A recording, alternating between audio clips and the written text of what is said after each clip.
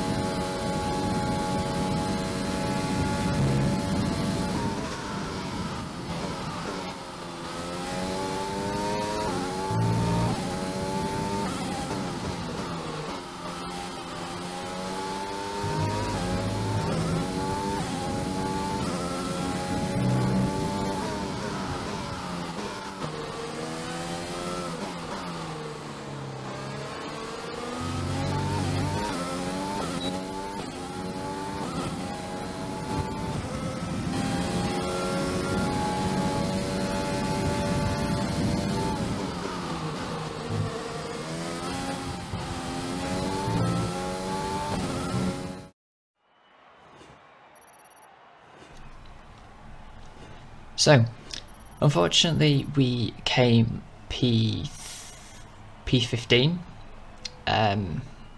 Not the best lap. It was actually slower than our Q1 lap, which is ridiculous. But oh well.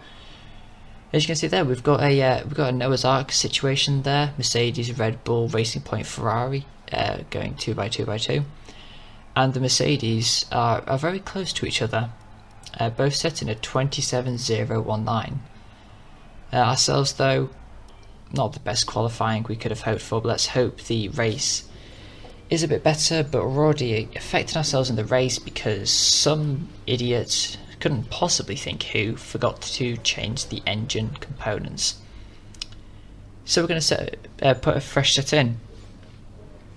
We did that last race in Canada. People might be wondering why I'm doing this again for France, and I'll explain that after the introduction for the French Grand Prix. It's been held at many venues over the years, with famous moments from Dijon and Manicourt the feature of many a highlights reel. And let's hope we see more of those in the race today.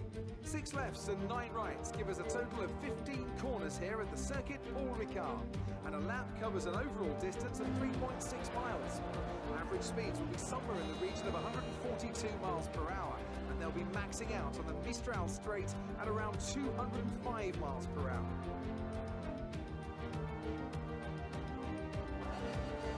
And I'm joined once again by Anthony Davidson to bring you the lowdown for today's race. Let's talk about as grid penalties from changing power unit components has forced them further down the field. But on the bright side, at least those fresh components can help them maintain the power they need to come through the pack. I expect to see them take a more aggressive approach today to make up for the compromised start. It's time to see how our drivers are stacking up after yesterday's exciting qualifying session.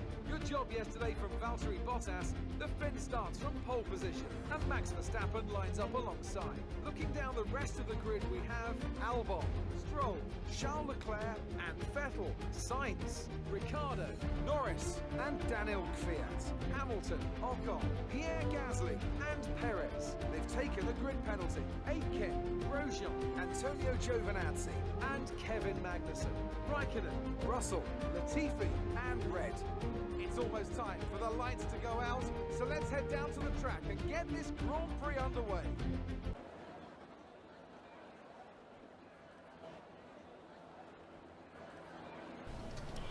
So the reason we're doing that, having new components instead of putting the old components, is we're going to be taking penalties for having to change engine components. So I might as well take some good news out of it and take a complete fresh set of engine components. We're going to be taking a penalty. Might as well take a penalty for a good reason instead of me being stupid. But that's going to help us in the race a bit. Hopefully we have the pace to get through. A 2-stop is slower here than a 1-stop, but the advantage that we'll have on fresh tyres is going to be very substantial. Tyre wear in this car isn't all too good, so what we're going to do is going to sort of cover off both strategies. If we're at the back and we need to pit early because of a safety car, whatever, we're going to go onto the 2-stop. We're also going to go onto the 2-stop if we've got poor track position. But if we've got good track position, it looks like we're going to be able to fight. We'll actually go onto the 1-stop mediums to hards, overfueling the car because France is atrocious for fuel wear. As you can see, 5 red lights now coming on, and it's lights out and away we go for the French Grand Prix. We get an absolutely amazing start compared to Latifi. He bogged down absolutely massively in pretty much all 4 of his starting gears. As we're going around the outside, we sort of get blocked off a bit by Raikkonen there, and that allows Latifi to come charging up the inside and then round the outside of us in turn 2. I see we're back down to where we started now, P22, but it's going to turn 3 now. The massive concertina effect appears, and we're going to go around the outside of Latifi and maybe Raikkonen. Yes, we do get Raikkonen. Russell and Giovinazzi are going side by side against that corner. We take out the inside track bollard. Raikkonen gets us back around the outside, but then we're going to use our overtake and hopefully try and get past him. But Raikkonen's got such a good run And he's in the slipstream of Russell ahead. Russell and Giovinazzi are already going side by side. Raikkonen decides to join the party, getting a little bit tangled up behind his teammate there. Giovinazzi gets overtaken by 2 cars, gets caught up on the code, now gets overtaken by me. And then Russell and Raikkonen, they both get a good exit, but I don't think they're using ERS here, and this is a trait with the AI, which you'll see. They do not use ERS in this part of the track, so you can use that to your advantage. Use the DRS to get close, then use the overtake to get past them on the second straight. We go massively wide through the French spoon curve, but we're holding top position. So, a very manic first lap there, as we come on to lap 4 now. We're in position 18, we're going to be close up to the back of Aitken and Magnussen. And we're going to be doing the same tactic again. We're going to use a bit of overtake here just to keep close, and I think we're going to use all of it because it's actually going down particularly much, so we cut it off about halfway down the straight. Aitken and Magnussen are getting caught up on the back of each other. We decide to favour the better exit. We get caught behind Magnussen a little bit there, so that was hamper us a little. But we're going to use our overtake now and go to the right hand side to give us the inside where David need the inside for the next corner, already past Magnussen. And now we're chasing after Jack, and I'm hoping this will be pretty easy pickings, as so far Jack hasn't shown much enthusiasm for defending against us or indeed anybody.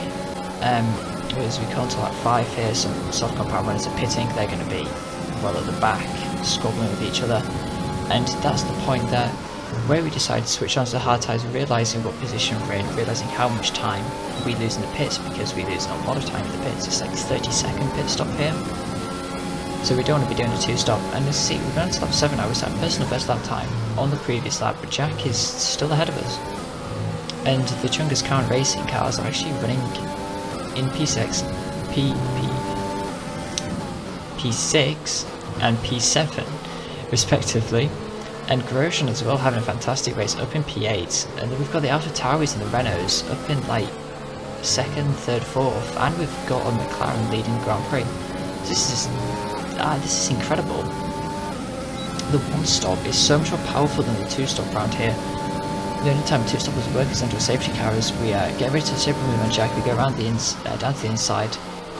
Went a little bit wide for the first part of the chicane to cover off Jack a little bit, but we managed to get through it up into P6. And that was a pretty nice move there. We disposed of Jack, and he put up a good defence there. And I'm very happy that he did that, as he's actually going to come back at us now, maybe. So we don't have much ERS to play with, and yes, he's going to come back at us. He goes down to the inside, we give him a big squeeze, he goes up the inside, and we let him go. We're sort of letting each other slingshot, although that wasn't a particularly good run through turns 1 and 2 for me. We run wide there. Get our first track limits warning of the Grand Prix. Yes, these Chungus car racing cars are doing very well here, and Jack is showing that he can fight and is willing to fight, so he's giving me more incentive to keep Jack on board for the second half of the season. His contract renewal is coming up soon. As you can see, we've cut over a couple more laps. We save some ERS, Jack goes defensive and they get a poor exit. We're going to do our usual tactic of use ERS on the second back straight, and we're going to go around going to go down the inside here into the corner. It's going to be 2 abreast. Luckily, not to get luckily we don't get a penalty there, but we managed to get past Jack up into P6.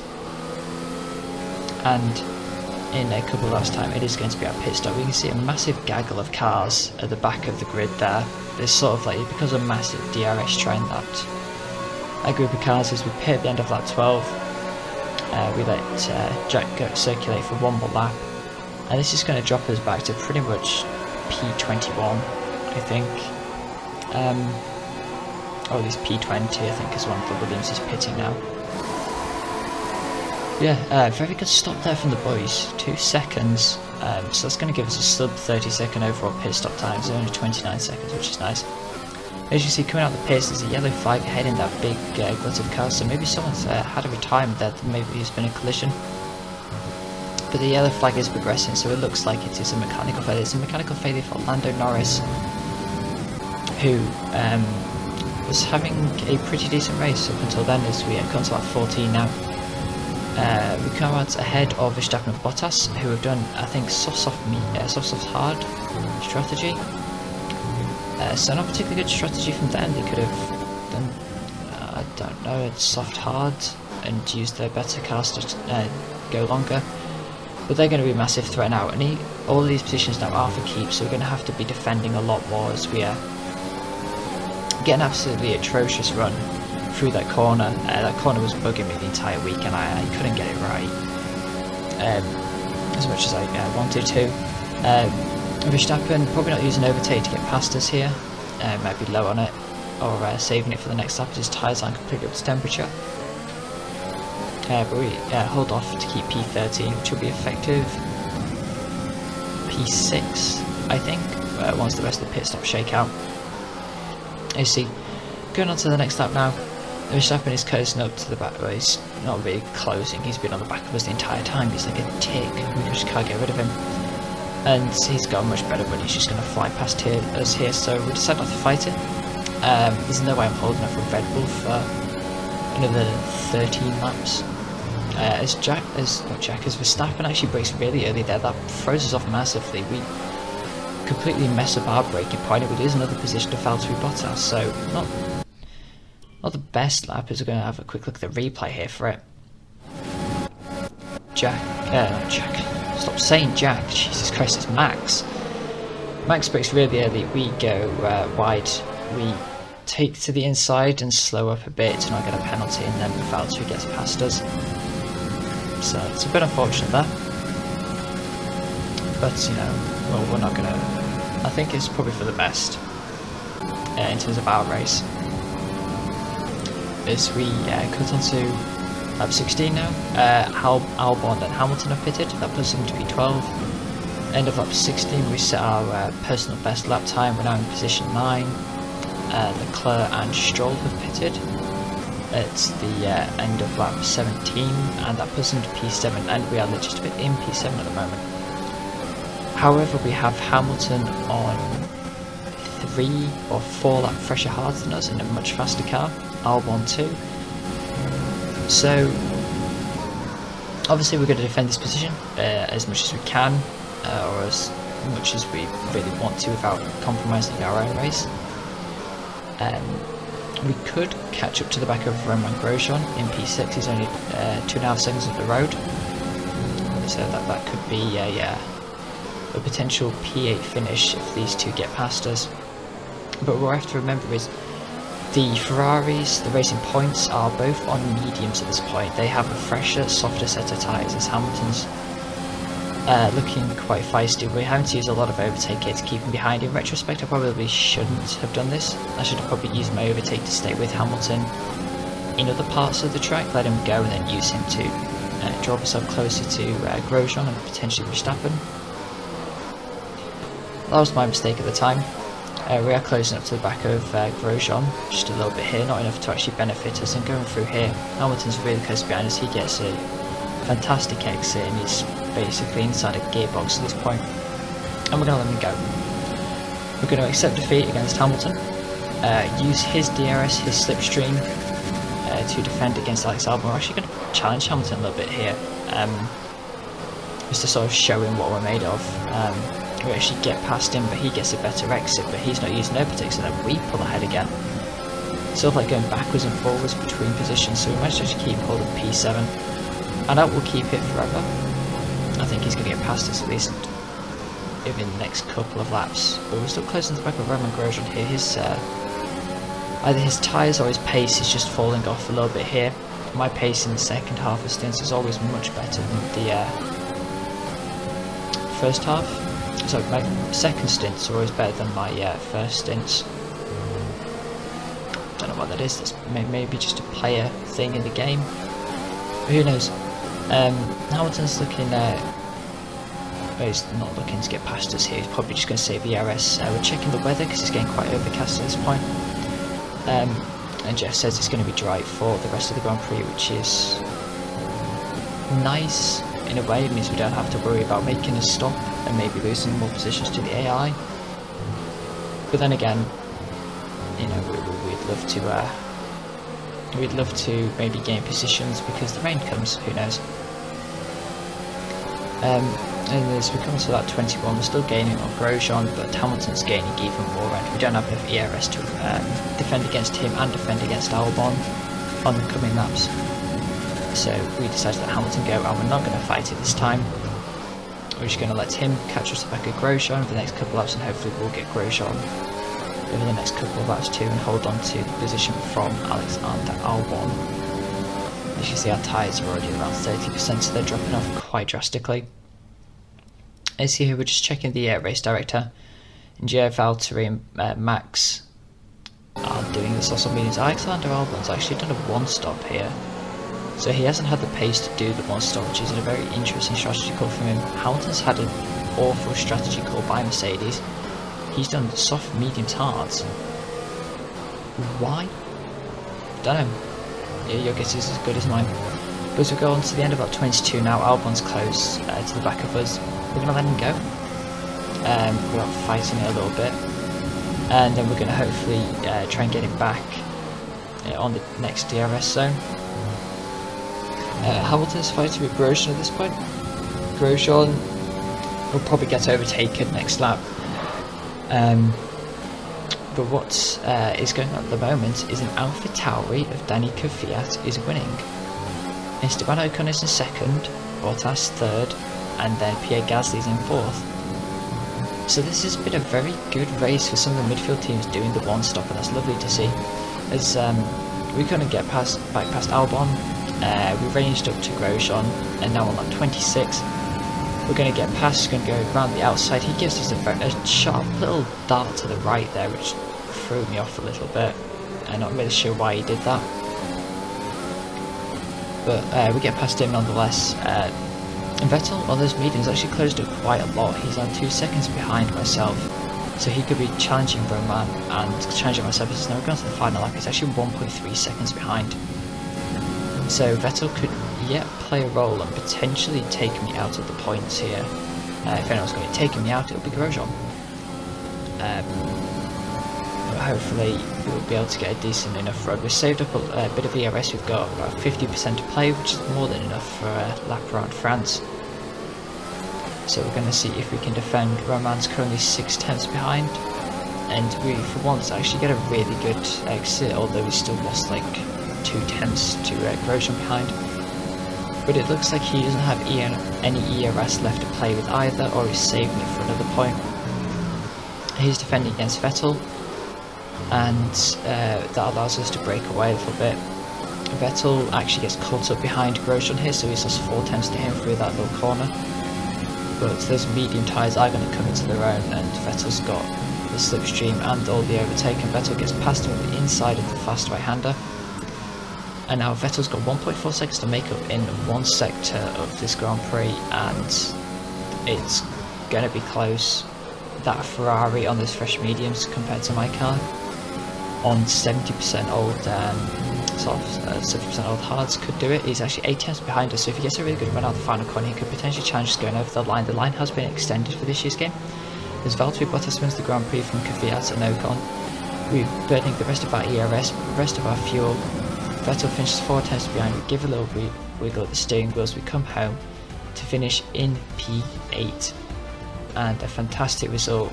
Another last 2 points race. We get driver of the day too, and I'm very, very happy with that race result.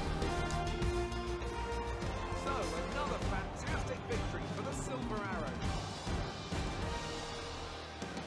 So, Anthony, what made the difference out there today? Well, this was a real team victory. They put together a solid strategy today that appeared well suited to the conditions out on track. The driver did everything that was expected of them in the moment to really execute the team's plan to perfection. A shining example of how F1 really is a team sport. Excellent performance at the Grand Prix. I'm sure there'll be plenty of celebrations tonight amongst the Mercedes team, and they certainly deserve it.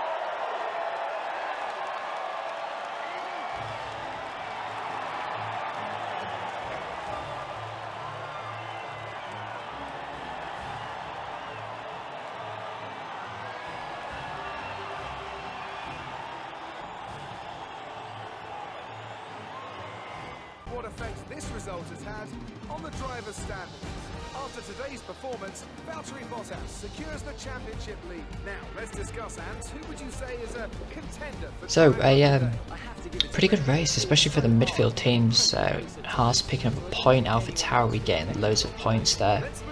Our teammate unfortunately coming in P17. The two-stop really not working for all those two-stop runners. In the driver's standings, we lose position to Kvyat. He's now 14 points ahead of us. Ocon's only a point behind us too, and in the Constructors' Championship, we lose ground to Racing Point. AlphaTauri overtake Renault. Mercedes are further asserting their dominance. Red Bull's closing up to the back of Ferrari. But yeah, a good result. In terms of the rivalry, it's currently 5-4 in favour of Carlos Sainz with 6 races remaining. So we pulled it back from qualifying, which was nice. His two-stop were not really working out well for him there. Team acclaim is ever growing. And in terms of money, I believe we met both the sponsor goals. So that's another $440,000 going in the bank accounts. Losing some money there for damage deductions. Currently our total is 6.74 million. We want to get that total up to around 8.5 before Silverstone, because that is the point where we have to choose another driver. And as we increase, we get a couple of upgrades, and those upgrades actually propel our car to 5th best. That chassis upgrade working wonders despite our chassis being 2nd worst still. So we're going to do another major weight reduction upgrade. It's going to go on the car. At some point we're just having a browse one, but we don't have enough resource points to do anything else. But yeah, we're going to do a weight training upgrade, I think. Going to get Jack's pace up a bit more. And we're going to be going to Austria for the next episode. A power component went on. I think that's a weight redistribution upgrade. Oh no, I think that'll be the tyre wear upgrade from Canada. I'll have to see next episode. But yeah, overall, pretty good race. We're starting to gain a lot of momentum in terms of resource points and money. Upgrades should be coming in thick and fast for the rest of the season now. But yeah, it's going to be an interesting second half to the season, I can guarantee you that. Currently, I've picked my driver for the second half of the season, and I'm not going to tell you. You're going to have to figure that one out for yourself. But if you did enjoy this episode, please do leave a like, share and subscribe to the channel if you need to see plenty more F1 2020 content, both over My Team Career Mode, the FTR League and the FTR Real Performance League, which is where the fastest drivers go in the slowest cars and the slowest drivers go in the fastest cars. And from the race that we did on Sunday, which is yesterday for me at this point, it went really well and it was a lot of fun to do it. So that video will be coming very soon, so stay tuned for that, and I'll catch you all for another video very soon.